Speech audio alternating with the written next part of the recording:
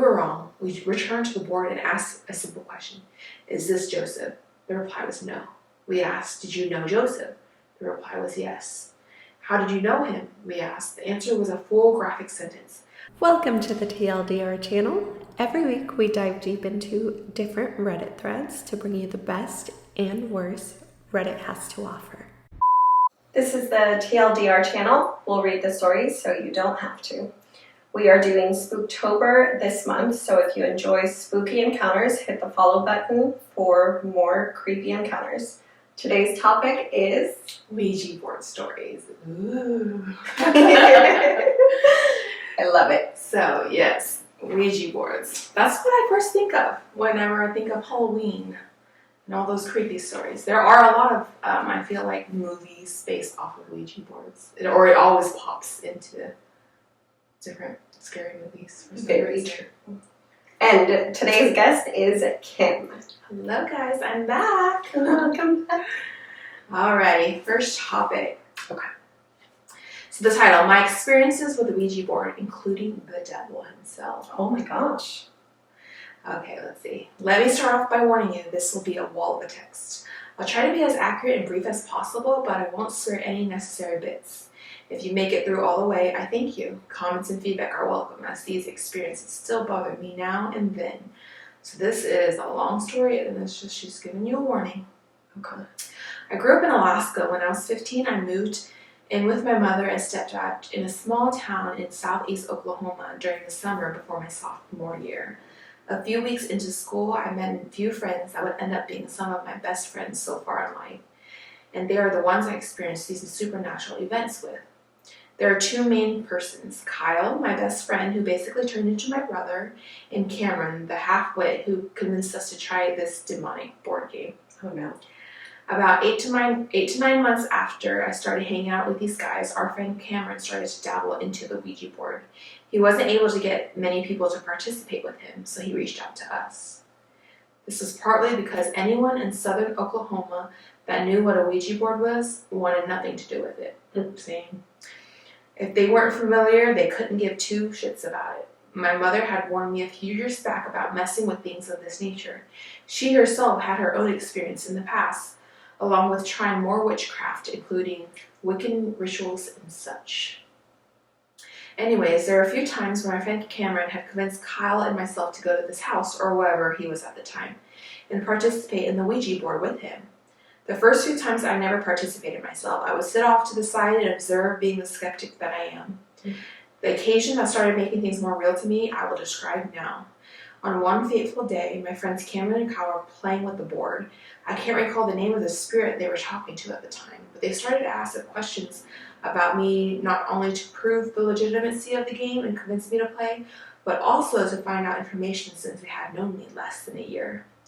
I decided that I would ask a few things that I knew for sure only I would know.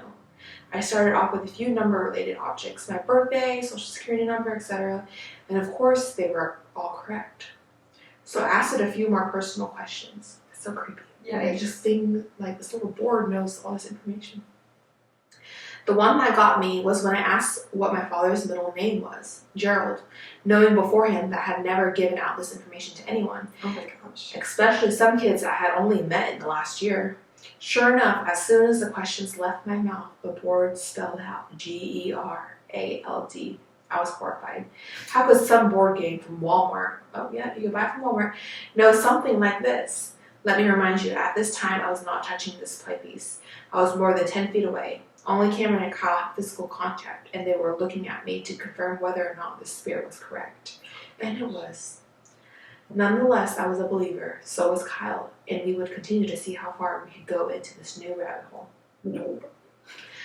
I don't know. I honestly, if I see a Ouija board like being true, I don't know, I kind of would probably continue to.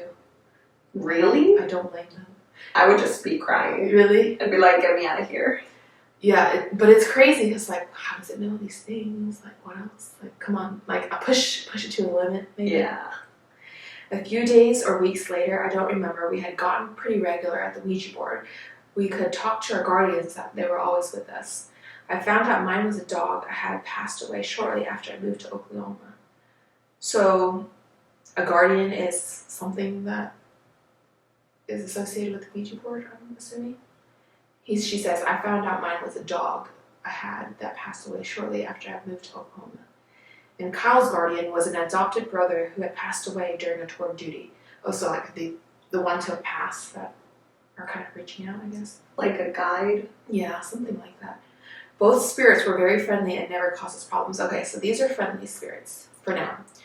There were a few times whilst playing at Kyle's house that we could encounter a particular spirit. His name escapes me, so for the time being, I'll call him Jeffrey. Jeffrey was very envious of our friend Cameron. Cameron's girlfriend Tara was, to say the least, attractive and the target of most guys our age. Anyway, during the night on the Ouija board, Kyle and I started to run out of the question during our conversation with Jeffrey. Jeffrey decided he would start throwing words our way. The first was sex. Sex? We were confused. Surely there was no one having sex near us, although we were familiar with how jealous Jeffrey was. So it's like this being is jealous. It's interesting how they would know that.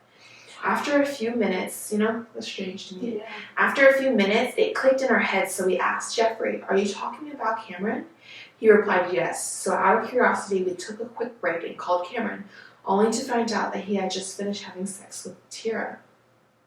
This was very odd to us, and so we left it at that and continued our conversation with Jeffrey.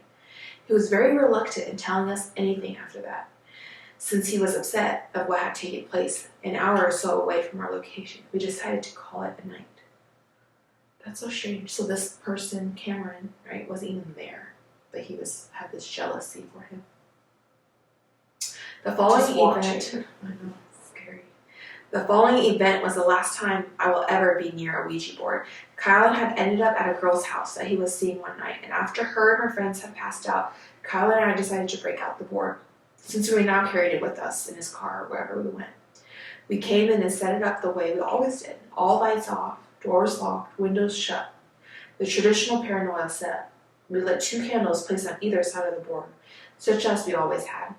This night, the first spirit we encountered was one of a little girl who stated she had died in the very house we were in. Not a good start to the night, in my opinion. No. That's so scary. Questions with her were very few and far between, but she refused to leave us. After sitting in silence for nearly half an hour, Kyle stated that he saw a figure in the doorway behind me. I half-heartedly believed him, but didn't turn around to see for myself. He stated that it was a little girl. She was in a nightgown with tattered hair, no shoes, carrying a meat cleaver, and covered in blood. I myself never saw her, yet from the petrified look on his face, I knew it wasn't a lie. Dang, so she kind of like came into existence after the Ouija board. Oh my gosh. From his statement, she had walked over and was standing next to me, knife still in hand, yet staring at me and would not look at him. We continued to try and talk via the board since I couldn't see her, but no response was made. After what seemed like another 10 minutes in awkward silence, the board spelled goodbye. At this time, he still had the horrified look on his face that he had when he first saw her, so I knew she was still by my side.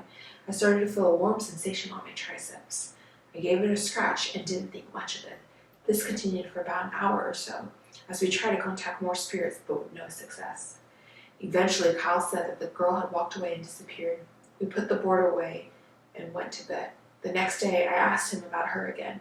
He gave me the same description, but informed me that I was starting to feel that warm sensation. She was actually cutting into my arm. Oh my gosh. Pretty freaky if you ask me. I have to go for now, but on my next post, I'll tell you about the continuation of this experience when we talk to the beast. So normal encounters with these other people until this one girl who actually came into existence. Okay, so the TLDR version. The author grew up in Alaska and moved to Oklahoma, where they started using a Ouija board with friends. The board revealed personal information, making them believers. They had positive interactions with friendly spirits until encountering a creepy little girl spirit who harmed one of them.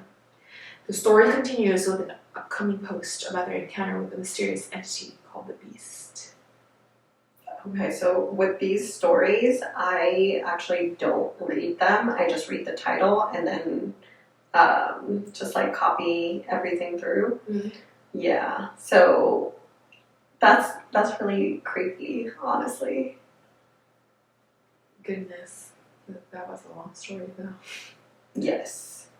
Have you had any like Ouija board experiences? No, I avoid, so I have never had a Ouija board experience.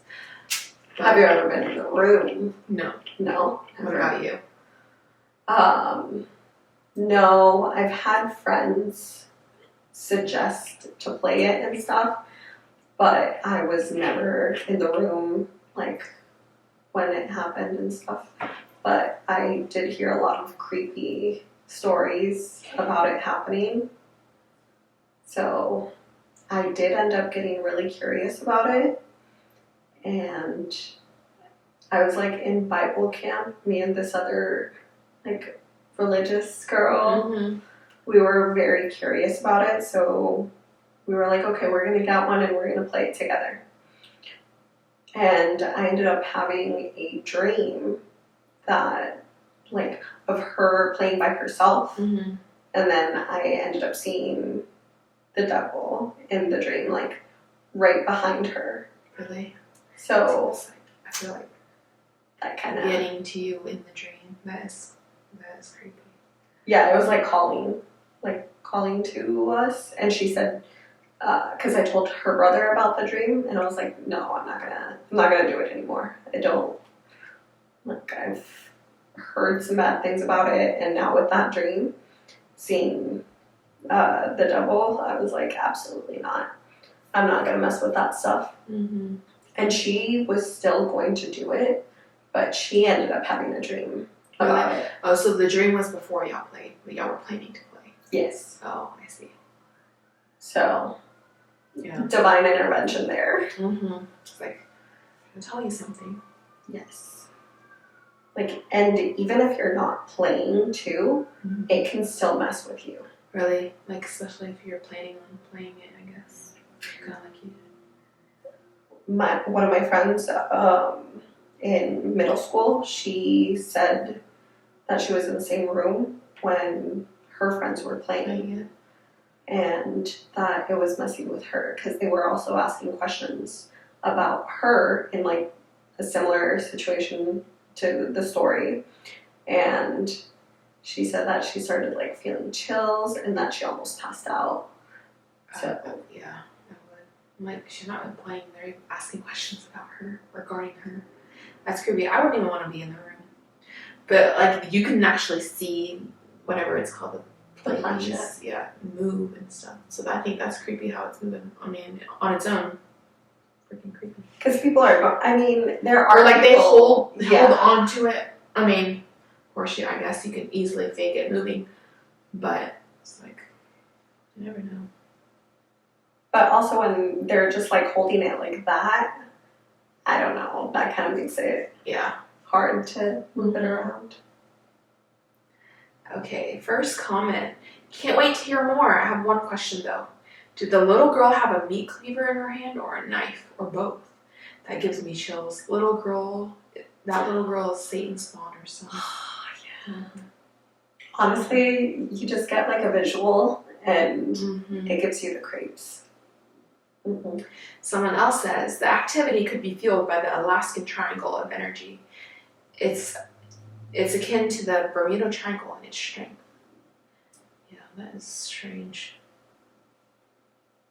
I think what you said earlier in our previous episode about it being like part of the land too, Yeah, I think that's definitely has got, to do with it. yeah, Mhm. there's some pull to that. Like the Appalachians Yeah. too. Appalachians, Alaska, those are just places where you gotta be extra on alert. Yeah, especially, you never know, like back in the day. But in this case, it's weird because like you hear Ouija board stories of like they answering questions, information about you, but then they actually saw a vision or whatever with that little girl. Have you had any friends that played it? No. No. Mm-mm. So I've strayed away from this. I haven't even had friends. I mean, who knows? Maybe I do have friends, but they've never told me. Yeah. All right. Should we hear the next part of the story. So this is where she's saying she encountered the beast, right? Yeah. Okay. Okay. So it is pretty long too. Would you like me to continue to read it, or should we just do the TLDR version? Probably need the details. No? Yeah, we need the details. Yeah. Okay. Oh wait, you also said that your sister's boyfriend played it? Well, she, so that's the one thing that turned me off about this guy that she was dating. He was into Ouija boards, and I think they do have one. No, Wait, together? So they do, I don't know, it's probably his. Yeah. In the house that he bought from maybe a Halloween store or Walmart, who knows. Yes. But I don't know if he played it. Yeah. But I don't know if he played it or not. That's a question to ask, but I'd be freaked out. I think she's afraid of it too, and she doesn't like it, but I don't know. I feel like he's into that stuff, and I'm like, yikes. And that was like several years ago, but I don't really know. They're really big into Halloween, though. They love Halloween. I mean, same, But not to that extent. Right? No. Yeah. But I wouldn't be surprised if he's played it. Maybe I should ask him. But I feel like that's around her too. Or maybe when I see the Ouija board, because I feel like that's a strange topic to bring up. Like, oh, maybe Halloween, yeah. Yeah. We'll see. That's not. Oh, they're still together? Yes, that's the thing. They are still together. But I don't think he. But I feel like I was just criticizing him because he was someone new to my sister. I'm like, gosh, what the heck's he doing, you know? But you're like, what kind of witchcraft is this? Exactly. So why the heck would you buy that thing? Return it. Okay. But no, I didn't ask questions, to be honest. I was like, I probably didn't want to know. So. You'll have to ask them and then come back and share. Yes, will do. Hopefully that goes okay. All right. Let's see. First off, thanks to everyone for your feedback. I honestly thought it would be another story lost on, what all this Reddit stuff. But the positive comments have made me feel otherwise. Thanks. In this post, I'm going to try and recall the details from the most dreadful and horrifying experience I've ever had in my life. If you haven't read my first post, please do. In part 1. So after all the previous stories with the Ouija board, Kyle and I had started getting more hesitant about playing this game. The last time was real. Before it was silly questions and still a lot of skepticism. The subconscious mind is a mysterious thing, and we both believed that it was actually us and not the spirits. Until that night with the little girl. She made things come to light, and it was a lot more frightening to even mention the Ouija board afterwards. Our last experience was somewhat impromptu due to another one of our friends finding out about it. His name's John, and he was curious as to how it worked. So we decided that one night we would go over to his place just to show him. Maybe elaborate a little so that he wasn't frightened enough to never try it. We succeeded. So this following account is from the best of my memory. I'm filled with dread even recalling these events, so please forgive me if it is garbled, intangible, or downright confusing. I'll try to write everything exactly as it happened, but it's still a little fuzzy. So it started on a night in the fall. I believe I was about 17 at the time. Kyle was 18. We got a call from our friend John, who invited us over to play with the board, and since he had nothing better to do, we decided we would go have some fun. We arrived at John's house around midnight, I think. We went in, talked for a few, grabbed some food, and then decided it was time to set up the Ouija board. So as usual, we turned out all the lights, went into hermit mode, and lit 2 candles and placed them at either side of the board. We started in the usual manner, asking it simple questions like if anyone was there, were they friendly, etc. We got a few hits and misses, of course. On the few we caught, they were simple spirits of Native Americans that passed a long time ago. They told us their names, what color our shirts were, really easy stuff, so we upped the ante.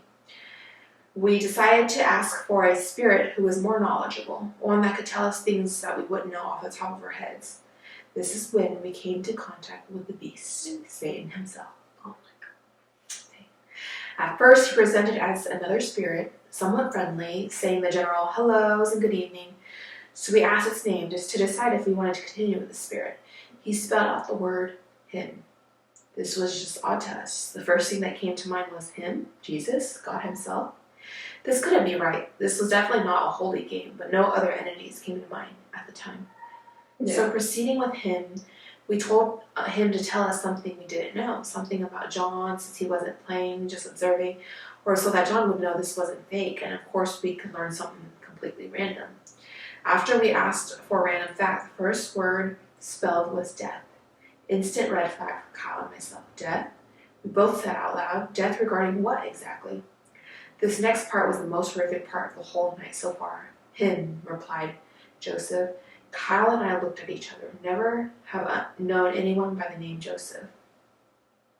So we asked John. The moment I saw John's face, I knew something was wrong. There was no color.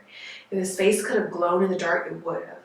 There was a look of absolute fear on his face that I knew was because of him. Had hit home with something that no one knew about. We decided to put the game on hold and talk to John to figure out what was the cause. Long story short, John had a cousin, Joseph of course, who had died in a very gruesome manner. This was never discussed outside of John's household. Apparently Joseph lived in this house ways back, maybe 100 years ago. Oh wow, 100 years ago. This house was built on a sacred land. That whole Trail of Tears style. Oh. Anyways, Joseph was a white man living in this home when a group of Native Americans had raided their house, killed, beheaded, and gutted Joseph, and hung his entrails across the walls. Joseph's wife at the time had hidden under the floor when the attack happened and had passed the story down to the family, to whomever came to live in the house, so that if they saw spirits of any kind, they would have a heads up, I guess. So yeah, we were in contact with a spirit who knew about this ordeal that happened way before any of us were born. So we wanted to clarify if this was possibly Joseph. We were wrong. We returned to the board and asked a simple question. Is this Joseph? The reply was no. We asked, did you know Joseph? The reply was yes. How did you know him? We asked. The answer was a full graphic sentence. I cleaned up the mess and devoured his tormented soul. And then in parentheses, it says, I shit you not, this happened. Call BS now if you want, because I would, but your comments won't erase my memory. Needless to say, we were terrified. Kyle and I, hands still in the game, were noticeably shaking. John was in tears. I had no idea how we would proceed. Seeing as we were there for the night anyway, we just kept talking, wanted to know exactly who this was. We asked, do you have a name, something we can identify you by? The answer, 666. Instantly, a new feeling overwhelmed me. I'm not sure if it was dread, fear, torment. Maybe I even shit myself. I don't know. It was hard to breathe. The air felt thick. The candles seemed dim. It was different. Are you the devil? We asked. The P started to move to yes, then stopped.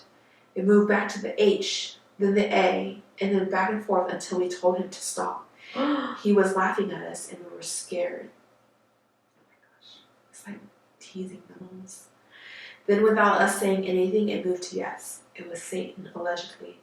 But there was a bit of doubt in my mind, so being the idiot teenager I was, I asked for proof. Oh my god. I know, it's like, oh my gosh, kept going with it. If you're the devil, you should be powerful. Prove it. At first, nothing happened. I was uneasy, scared of what was to come, but nothing happened. Kyle started to ask it another question. To this day, I don't know what it was going to be. When one of the candles shifted, it was slight, like maybe the table was tilted or just lost grip. I hadn't noticed it, so did Kyle and John. But nothing else happened. We tried to laugh it off. Oh, see? That can't do anything worthwhile. Moved a candle, whoop-de-doo. So basically, like, the movement of the candle was his. Then the candle blew out. Only one, the same one that had moved. This was frightening. There was no wind. All the windows and doors were shut and locked. None of us were close enough to blow out a candle. That was something real. We tried to shake it off and continue a light conversation with the board. We asked it a few questions. What's the weather going to be tomorrow? Should I ask so-and-so out? What did I eat for dinner? The reply came a few minutes after we sat in silence. No more questions. Now we play. That's what it responded. That's no scary. more questions. Now we play. Okay, and then in parentheses they go, this is where shit gets weird. We were in John's bedroom this entire time, and after that reply, there was a silence like I've never experienced before. Almost as if it went deaf. Then his bedroom door opened. There was no one there, but it was as if someone had been standing there. We heard the knob turn. The door was pushed slightly so that it would be open completely, but not slam. And after, I felt a gaze. I couldn't see it. Let me remind you, there was still one candle burning. It illuminated the room and part of the hallway.